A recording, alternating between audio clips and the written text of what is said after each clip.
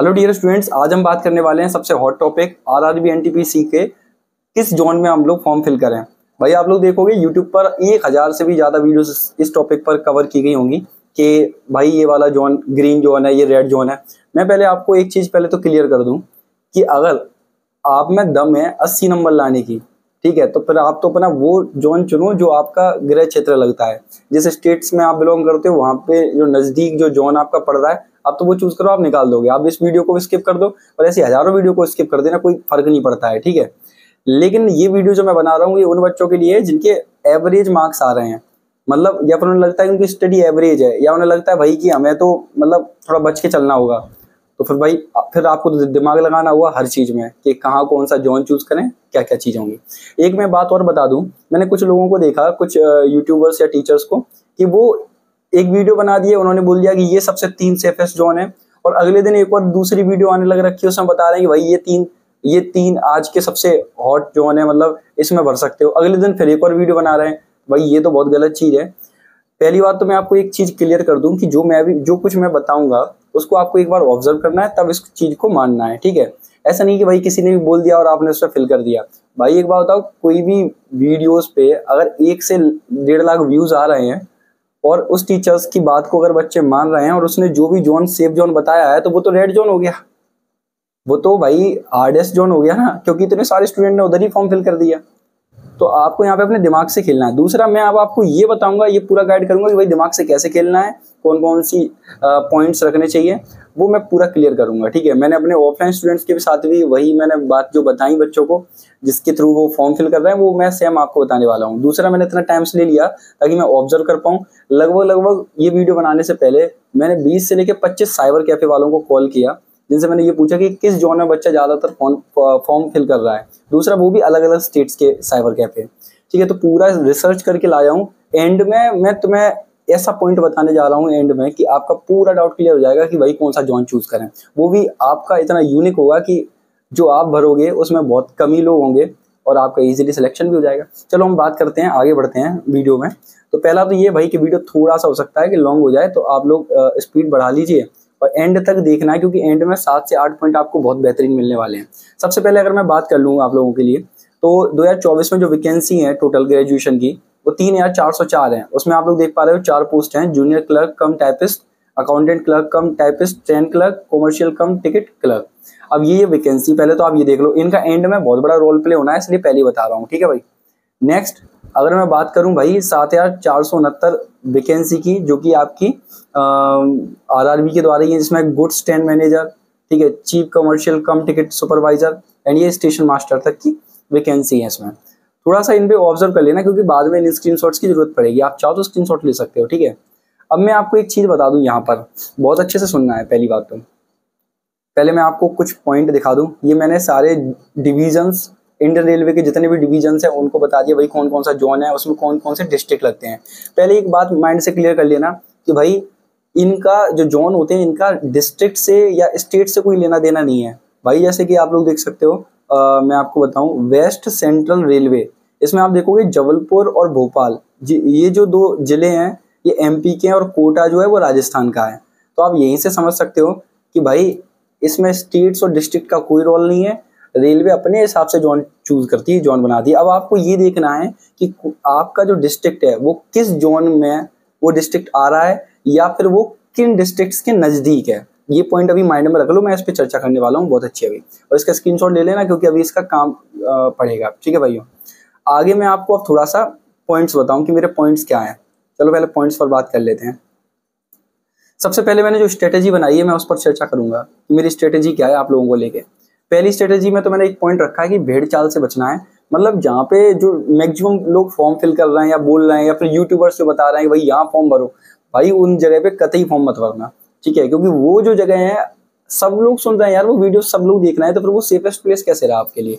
जब मैक्सिमम आप लोग ये वीडियो क्यों देख रहे हो कि भाई जहाँ पे मिनिमम फॉर्म हो, मैक्सिमम वैकेंसी हो, एंड जो एटमोसफियर हो वो हमारे लिए रिलेवेंट हो।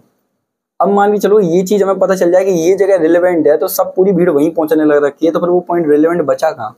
इसलिए दिमाग के खुद के दिमाग से सोचना है। और दूसरी बात ये कि कोई भी व्यक्ति बिल्कुल एक्यूरेट तो बता ही नहीं सकता, क्योंकि उसको आपकी कैटेगरी नहीं पता, ठीक है, उसको आपके मेडिकल अपीयरेंस के बारे में नहीं पता। भाई अभी इसमें तो मेडिकल अपीयरेंस को लेके पोस्ट को पहले देखोगे, तब फिर कैटेगरी वाइज उसकी वैकेंसी देखोगे, तब भाई अपना जोन सेलेक्ट करोगे कि उस जोन में ये वैकेंसी है कि नहीं है। और लोग यहाँ पे लगे चले जा रहे हैं भाई, बोल रहे हैं कि इस जोन में भर दो, इस जोन में भर दो। यार उसमें आप कॉमन स्टेटमेंट कैसे दे सकते हो भाई? जैसे अभी आप मुझे देख रहे हो तो आप SC कैटेगरी से हो सकते हो, ST से हो सकते हो, OBC, EWS या फिर आप UR कैटेगरी से हो सकते हो। तो मैं कॉमन स्टेटमेंट आप लोगों के लिए कैसे दे सकता हूँ भाई? सोचने वाली बात है। दूसरा, अकॉर्डिंग टू द मेडिकल, पहले अपना ये देख लो भाई कि मेडिकल में आप फिट हो रहे हो कि नहीं, किन पोस्ट पर आप फिट हो। इसमें मेडिकल स्टैंडर्ड्स जो है ना वो A1, A2, B1, B2 और C1, C2 स्टैंडर्ड्स का रखा गया है। तो पहले तो आप गूगल पे जाके सर्च करके देख लो कि भाई आप किस स्टैंडर्ड में आ रहे हो, क्योंकि हर पोस्ट के लिए अलग अलग स्टैंडर्ड की डिमांड है। ठीक है, तो आप फिर उस पोस्ट को लेके ही जहाँ वैकेंसी जा रहा है उधर उस जोन को चूज करोगे। अगर आपको नहीं पता तो मेरा टेलीग्राम चैनल है प्रयास कैंपस के नाम से, उधर मैंने ये PDF अपलोड कर दी है, आप जाके वहाँ चेक कर लो कि भाई आपका मेडिकल स्टैंडर्ड के लिए क्या क्या चीज़ें आपकी होनी चाहिए। नहीं पता अगर आप, तो आप आसपास किसी क्लिनिक में जाके चेक करवा लो। भाई मेन चीज़ है मेडिकल में कलर का रहता है, कलर विजन होता है तुम्हारा, ठीक है। और दूसरा आई साइट्स के बारे में होते हैं, 4-5 पॉइंट होते हैं। और हर पोस्ट के लिए सेम नहीं है, ये भी आप याद रखना। हो सकता है कुछ के लिए आप डिस्क्वालीफाई हो, लेकिन कुछ के लिए आप हो रहे हो कि क्वालिफाई हो, है ना।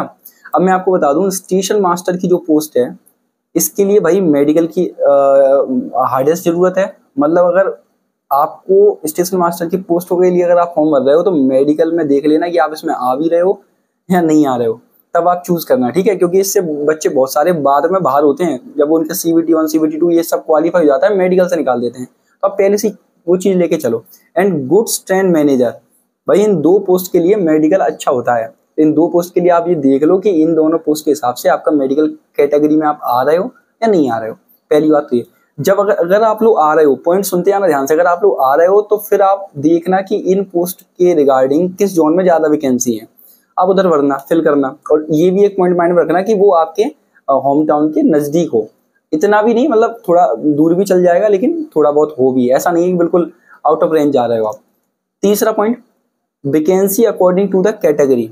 भाई यहाँ पे एक मैं बात बता दूं, रेलवे का फंडा अपना अलग है, स्टेट लेवल के एग्जाम्स का अलग फंडा होता है। रेलवे का क्या है, मान के चलो CBT 1 आपने क्वालिफाई किया एज अ OBC कैटेगरी में हो, तो आप OBC कैटेगरी की कट ऑफ के हिसाब से आपने CBT 1 क्वालिफाई किया, तो CBT 2 जब होगा तो आपको, अगर आपके मार्क्स कितने भी ज्यादा आते हैं लेकिन आपको वैकेंसी जो मिलेंगी वो आपको CBT 2 में OBC कैटेगरी के अकॉर्डिंग ही मिलेंगी। मेरा कहने का मतलब ये है कि अगर आपके मान के चलो CBT 1 में आपके मार्क्स इतने आते हैं कि भाई आप UR की कट ऑफ तक भी अगर आप जा रहे हो, तो ही आपको CBT 2 में OBC कैटेगरी की वैकेंसी के साथ साथ UR कैटेगरी की वैकेंसी का भी बेनिफिट मिलेगा।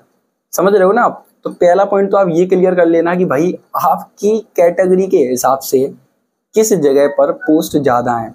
क्योंकि भाई स्टूडेंट क्या ओवरऑल देख लेता है, बहुत से स्टूडेंट है क्या सीधा पहुंच गए साइबर कैफे और ओवरऑल देख रहा है तो इसमें ओवरऑल वैकेंसी इतनी है। भाई आप ये देख लेना कि आपकी कैटेगरी के हिसाब से हैं, उसमें पता चल रहा है ओवरऑल तो वैकेंसी है, हो सकता है अन्य स्ट्रीम की हो, लेकिन आपकी कैटेगरी की वैकेंसी बहुत कम हो, तो फिर CBT 2 में आप ध्यान रख लेना। आप अगर ज्यादा नंबर नहीं ला पाए तो आपकी कैटेगरी वाइज भी ना बहुत हाई लिस्ट चली जाएगी।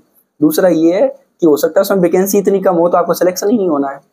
बात समझ में आ गई ना? तो भाई पहली बात तो ये वैकेंसी देखनी है तो मैं अपनी कैटेगरी वाइज, इसलिए कॉमन स्टेटमेंट अगर कोई भी व्यक्ति दे रहा है ना, यार ये जॉन भर लो, बिल्कुल बेवकूफी हो रही है और आप बेवकूफ बन जाओगे इसमें।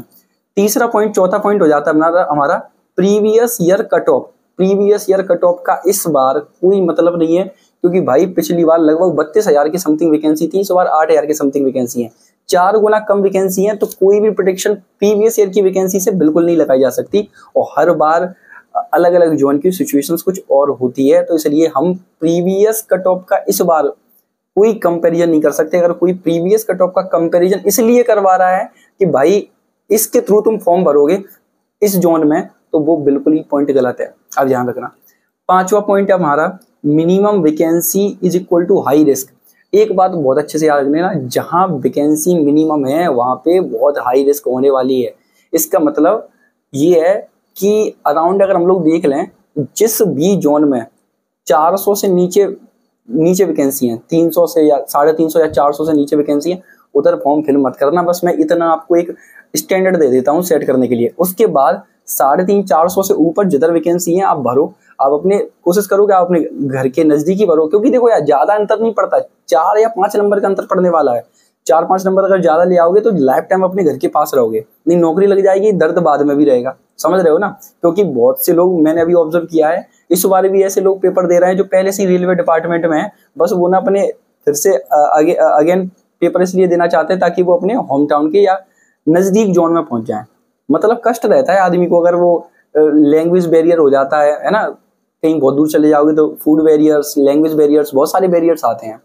तो मैं आपको वही मैं बताऊंगा। म्यूचुअल ट्रांसफर में भी मैं आपको बता दूं, कुछ बच्चे बोल रहे हैं सर म्यूचुअल ट्रांसफर, भाई म्यूचुअल ट्रांसफर भी तभी पॉसिबल है जब आप बिल्कुल थोड़े बहुत नजदीक हो। ऐसा नहीं है कि भाई तुम तमिलनाडु में हो और तुम्हें जाना उधर है जम्मू कश्मीर, म्यूचुअल ट्रांसफर भी पॉसिबल नहीं होगा, आप ये बात ध्यान रखना, ठीक है। अब मैं आपको यहाँ पे एक बात बताऊँ, इसका मतलब मिनिमम वैकेंसी वाली में आप फॉर्म फिल नहीं करोगे क्योंकि एट हाई रिस्क रहेगा, ठीक है। और बहुत ज्यादा मैक्सिमम वैकेंसी भी है ना, उसमें भी मत भरना, क्योंकि ज्यादातर बच्चे की भी ये थिंकिंग रहती है कि बहुत ज्यादा वैकेंसी है ना तो यहीं भरेंगे। भाई ज्यादातर बच्चे भी वहीं भरेंगे, ये भी ध्यान रखना। अगर वैकेंसी ज्यादा है तो ज्यादातर बच्चे भी वहीं भरेंगे। आपको ऐसे जोन चूज करने हैं जो मीडियम है, वहां पे हर बच्चे की नजर नहीं पड़ेगी, है ना। वहां पे ये मान के चलिए उस लोकल रीजन के भी बच्चे बहुत सारे कम भरेंगे। भाई मैक्सिमम वैकेंसी वाले में तो अन्य जोन वाले भी भरते हैं, समझ रहे हो ना। अब जैसे भोपाल है तो भोपाल में इतनी कम वैकेंसी है, आपको लगता है भोपाल जोन में भोपाल का भी बच्चा भरेगा? नहीं भरेगा, वो भी दूर जाएगा, है ना। तो जो बहुत ही होशियार होगा 80-85 नंबर पे गेम कर सकता है, वो सोचेगा कि मैं भरूंगा, मेरे को तो कोई टेंशन नहीं है। अब आती बात डिपेंड्स ऑन प्रिपरेशन। मैं एक बात यहाँ पे और फाइनल क्लियर कर दूं कि आपकी प्रिपरेशन पर निश्चित होगा कि आपको कौन सा जोन चुनना चाहिए। अगर अपनी प्रिपरेशन के लिए आप 5 से 6 या 6 से 7 घंटे अभी दे रहे हो तो आप भाई मेरी बात मानिए, फालतू के टेंशन में कतई मत पड़िए। इस वीडियो को अभी बंद करके जो आपका जोन सबसे घर के नजदीक पड़ता हो आप उसे चूज करिए। आपको लिस्ट डाल दूंगा मैं, डिस्ट्रिक्ट वाइज चेक कर लीजिए कि कौन सा डिस्ट्रिक्ट आपके ज्यूरिडिक्शन में आता है और उसका जोन कौन सा है, भर दो। सीधा मेन है डिपेंड्स ऑन प्रिपरेशन। अब मैं आपको एक बात और बता दूं कि सर कुछ लोग ये भी बोल रहे हैं कि बाद में बहुत दिक्कत आएगी, अभी अगर आप बहुत दूर भी पोस्ट ले लोगे तो बाद में दिक्कत आएगी, तो बाद में ट्रांसफर कराने के लिए बहुत सारी समस्याएं होती हैं, तो आप ना होम टाउन के ही नज़दीक चुनें। ये भी नहीं है। अब इसमें भी कॉमन स्टेटमेंट गलत है। भाई मुझे एक बात बताओ, जिसकी प्रिपरेशन में दम है वो तो होम टाउन चुने, सही है, लेकिन यार जिसकी प्रिपरेशन में दम नहीं है लेकिन नौकरी सबको चाहिए, तो भाई फर्स्ट प्रायोरिटी हमारी 7th पॉइंट क्या है, फर्स्ट प्रायोरिटी हमारी जॉब होनी चाहिए। जॉब, भाई बेरोजगारी इतनी चरम पे है, आदमी ये कहता है कि तुम कहीं भी चले जाओ पृथ्वी के दूसरे कोने में, बस नौकरी होनी चाहिए। तो जिन बच्चों की तैयारी बेकार है वो तो इस पॉइंट को कतई ना लें कि भाई मुझे होम टाउन के नजदीक रहना है, मतलब तुम्हें दोनों चीजें नहीं मिलने वाली। तुम तो फिर ये सोचो कि कहीं पर भी एट एनी पॉइंट जहाँ ठीक वैकेंसी है, एवरेज वैकेंसी, मैं चला जाऊंगा। अब जैसे मान चलो भोपाल में ले लेते हैं, बहुत बहुत कम वैकेंसी है। अब जिस बच्चे की तैयारी अच्छी नहीं है, अब वो कह नहीं यार बाद में ट्रांसफर के लिए दिक्कत होगी, और ये भाई तो सिलेक्ट ही नहीं हुआ उसमें, तू मत सोच, तेरे लिए ये पॉइंट सही नहीं। तू तो ये सोच कि नौकरी लग जाए। ये वो बच्चा सोचे कि भाई मैं दम है, मैं निकाल दूंगा, 75-80 नंबर मौके में डाल देता हूं मैं, कोई दिक्कत नहीं है, तो भर दो भाई। समझ गया ना। मतलब इसमें भी 2 कैटेगरी है।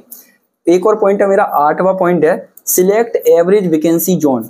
मतलब ये मेरा फाइनल है कि वैकेंसी जोन जो है ना, आप ऐसा एवरेज वैकेंसी वाला जोन चुने, मतलब कि जहाँ की वैकेंसी ना तो बहुत कम है और ना बहुत हाई है, लगभग 500 से नीचे नहीं होनी चाहिए, ठीक है। बस 500 के ऊपर कोई भी है, आपको बढ़िया लगता है, आपके नजदीक है या जो भी है, आप भर दो। ज्यादा से ज्यादा 2 या 3 नंबर का अंतर पड़ेगा, वो भी बहुत नहीं। और मैं तुम्हें एक ऑब्जर्वेशन दिखा दूं पिछले प्रीवियस ईयर का, हालांकि उसका कोई फर्क नहीं पड़ता, वो तो बस मैं आपको एक ऑब्जर्वेशन दिखा रहा हूँ, उससे इस साल के कट ऑफ पे कोई लेना देना नहीं है, इस बात को पहले ध्यान रखना।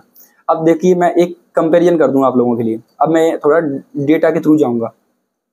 यहाँ पे आप लोग देखोगे इंडियन रेलवे के मैंने सारे डिवीजन डाल दिए, आप लोग देख लेना भाई कि ये 16 जोन में कौन कौन से जोन में कौन से डिस्ट्रिक्ट आ रहे हैं, और आप किस डिस्ट्रिक्ट में रहते हो उसी में ही भरें अगर आप होशियार हो, और नहीं तो फिर मैंने जो पॉइंट बताए हैं आप उसके हिसाब से कहीं भी जा सकते हो। अगर मैं बात करूं 2021 की, तो 2021 का मैंने अजमेर का कट ऑफ की मैंने स्क्रीनशॉट लगाया है, तो आप लोग देखोगे अलग अलग लेवल का अलग अलग कट ऑफ है, ठीक है। तो आप एक चीज नोटिस करो कि कैटेगरी वाइज आप देखोगे, जैसे यूआर का सबसे हाईएस्ट कट ऑफ रहा है 83, इसमें लेवल 6 में है ना, एंड सबसे कम यूआर का जो कट ऑफ रहा है वो रहा है 73, किसमें लेवल 2 में। वो आप सब लोग जानती हो भाई, लेवल 6 का कट ऑफ ज्यादा जाता है और लेवल 2 का कट ऑफ संभवतः कम ही जाना है ना। अब आप एक चीज नोटिस करोगे यहाँ पे कि हाईएस्ट 83 और लोएस्ट 73, मतलब अब अपन को चाहिए फिलहाल नौकरी, अपन ये मान लो हमें जॉब चाहिए, अब मिनिमम वाला मान लेंगे, लेवल 2 के ले ले रहे हैं, कितना 73 कट ऑफ गया। तो अजमेर का कट ऑफ मान लो यूआर का गया है 73, थोड़ा और आगे बढ़ूंगा मैं, अहमदाबाद का आप देखोगे तो डिफरेंस आया है, कितना कट ऑफ गया है 62। एंड अगर मैं और चलता हूँ तो इलाहाबाद का कट ऑफ गया है 75, समझ रहे हैं आप। एंड अगर मैं और आगे बढ़ूंगा तो चंडीगढ़ का कट ऑफ गया है 70। अब आप एक चीज नोटिस करोगे, इसके बीच में आप एक चीज नोटिस करो कि लगभग हाईएस्ट जो कट ऑफ जाएगा 75, 62, 73, ठीक है, और 69, 60, 68, 61, ठीक है, 63, 72, हाईएस्ट कट ऑफ गया है वो 75 गया है 2021 में यूआर का। लेवल 2 का देख रहा हूँ मैं, सिर्फ लेवल 2, मुझे मेरा पहला टारगेट यही है कि जॉब मिलनी चाहिए, ठीक है। दूसरा टारगेट फिर हम लेवल 6, लेवल 5 कौन सी अच्छी पोस्ट पर जा रहे हैं वो अलग बात है। तो आप लोग एक चीज नोटिस कर गए होंगे यहाँ पे कि मिनिमम कितने नंबर एवरेज चाहिए, लगभग ये मान चलो 70 नंबर तो मैं लाने हैं, ठीक है। 65 से ऊपर भाई 70 तक की तैयारी तुम्हारी होनी चाहिए, आपका 101% कहीं ना कहीं पक्का ये मान चलो होना ही है, ठीक है। दूसरा पॉइंट मैं एक और यहाँ पे बता दूं, यहाँ पे आप एक चीज नोटिस करो, 2019 का मैंने पूरा टेबल लगाया है। 2019 में आप लोग देखोगे कि अहमदाबाद का कट ऑफ कितना है 72। अब आप एक चीज यहाँ पे एक चीज ऑब्जर्व करो कि भाई सबसे ज्यादा कैंडिडेट अगर सेलेक्ट किए हैं इन लोगों ने CBT 2 के लिए, सबसे ज्यादा कैंडिडेट तो वो किए गए हैं भाई इलाहाबाद में, ठीक है। मतलब जितना मैंने चार्ट में दिखाया है भाई, जोन तो बहुत ज्यादा है, मैंने बस एग्जांपल के लिए लिया है, जितना मैं डेटा दिख रहा है उसमें सबसे ज्यादा सिलेक्ट हो रहे हैं इलाहाबाद में। कितने हो रहे हैं 42,972। आप देख लो 42,972 के पास में भी नहीं है, कोई नहीं भटक रहा। अब आप एक चीज नोटिस करना, मेरिट कितनी गई भाई इसकी 77। जबकि एक बात बताओ कि अगर हम मिनिमम की बात कर लें, कम से कम की बात कर लें, तो बिलासपुर में 4,500 के समथिंग CBT 2 के लिए क्वालिफाई किए गए। मतलब कि सुनने में ऐसा लगेगा कि भाई वहाँ 42,000 लोग क्वालिफाई हुए हैं, इसका मतलब ये कि वहाँ मेरिट लिस्ट कम गई होगी और 4,500 के लिए मेरिट लिस्ट क्या गई होगी, ज्यादा गई होगी भाई। लेकिन सुनना, यहाँ पे पॉइंट देखना तुम कि 42,000 वाली जो लोग सिलेक्ट हो रहे हैं वहाँ कट ऑफ 77 है, और जहाँ 4,500 लोग सिलेक्ट हो रहे हैं वहाँ कट ऑफ 68 है। तो आप समझ रहे हो ना कि नंबर ऑफ वैकेंसी कम ज्यादा होने से कट ऑफ पे कोई फर्क नहीं पड़ता बहुत ज्यादा भाई। जहाँ पे मैक्सिमम वैकेंसी है वहाँ पे मैक्सिमम फॉर्म भी अप्लाई होते हैं, ठीक है। जहाँ मिनिमम वैकेंसी होती है वहाँ मिनिमम फॉर्म भी अप्लाई होते हैं, ये भी एक माइंड में रखना है। और हमें चलना है ना तो मैक्सिमम में, ना हमें चलना है मिनिमम में, हमें चलना है एवरेज वैकेंसी में। 500 से ऊपर वैकेंसी है, आप उसमें सील ठोक दीजिए। क्लियर? ये मेरा पूरा जो कलेक्शन था, जो मैंने तैयार किया था, वो मैंने आपको बता दिया है भाई। मैंने जितनी वीडियोस देखी, शायद आप उतनी देख भी नहीं सकते हो, ठीक है, आपका वक्त बहुत खराब हो जाएगा। मैंने सारे लोगों की वीडियोस देखने के बाद, और दूसरा खुद की रिसर्च की है मैंने, पर्सनल रिसर्च की है, कॉल लगा के स्टूडेंट से, साइबर कैफे वालों से, प्रीवियस ईयर सिलेक्टेड लोगों से, और काफी सारे टीचर्स से, ठीक है। और मेरा खुद का भी जो पर्सनल अनुभव है, उससे मेरा जो एवरेज निकला वो मैंने आपके साथ में शेयर कर दिया है। अगर आपको मेरी मेहनत अच्छी लगी हो तो इस चैनल को सब्सक्राइब करें, क्योंकि रेलवे से रिलेटेड बहुत सारी वीडियोस मैं अपलोड करता चला जाऊंगा, जिससे आपको सही गाइडेंस